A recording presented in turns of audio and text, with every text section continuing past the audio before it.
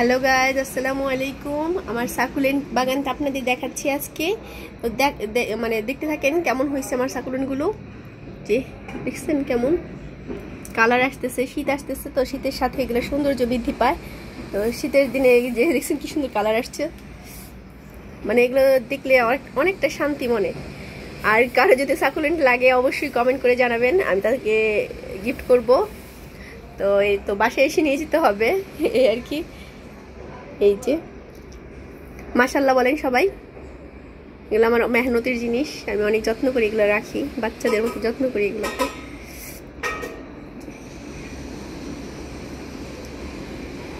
শাপলা succulent বলে এটাকে।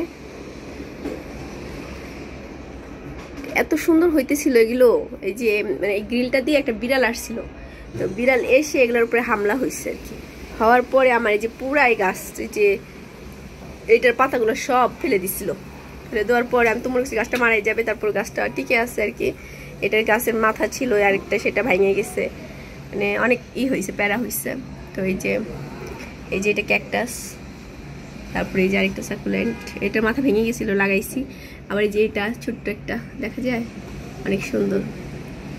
এই যে উপরে একেবারে ছোপালো হচ্ছে, অনেক সুন্দর। এগুলো রিপোর্টিং করতে হবে, যত রিপোর্টিং করবো তো গাছ তত সুন্দর হবে। এই যে এটা ফুল চলে আসছে অলরেডি, আর মানে গাছ বড় হইতে হইতে ফুল চলে আসছে। এই যে দেখা যাচ্ছে, এই তো আর কি।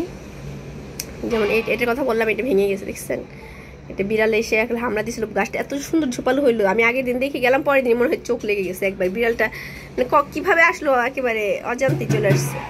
তারপরে এই যে একটা সাকুলেন্ট, টপগুলা মানে অনেকদিন হয়ে গেছে। তো এই যে এই গাছটা অনেক সুন্দর, এটা থেকে আমি কাটিং করে লাগাইছিলাম, কিন্তু ঘরে রাখাতে রুমে ওটা পচে গেছে। ওইটা অনেক সুন্দর হয়েছিল। তো আলু বাতাসে রাখতে হয় গাছ অনেক।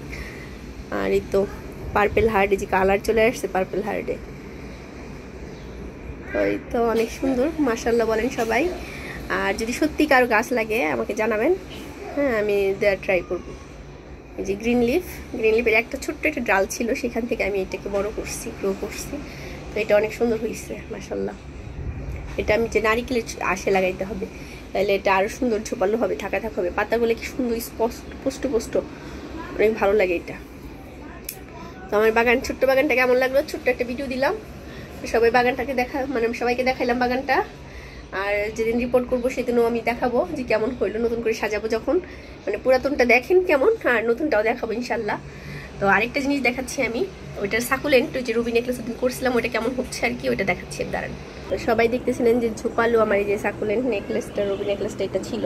এখানে 3-4টা ঝুলান ছিল, তো আমি একটা কেটে ওখান থেকে শিফট করে এইখানে নিয়েছি, এখানে লাগিয়েছি। তো এখানেও এখন গ্রো হচ্ছে আর কি, সুন্দর হয়ে যাবে। এখনও তো মানে ডাল থেকে কাটিং হয়েছে মাত্র, আস্তে আস্তে হচ্ছে আর কি, হলে আরও সুন্দর থাকা ভরে যাবে।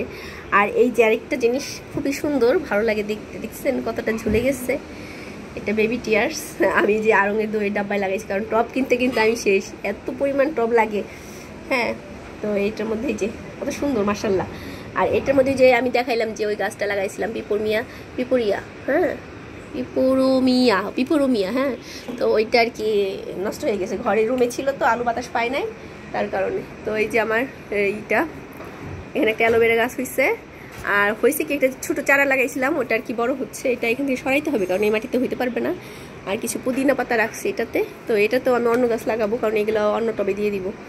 তো এই তো গাছ দেখাইলাম, মানি প্ল্যান্ট, ঘরের লক্ষ্মী গাছ এই মানি প্ল্যান্টগুলা। তো এই বাগানে এইটুকুই। তো ভালো থাকবেন সবাই, আল্লাহ হাফেজ।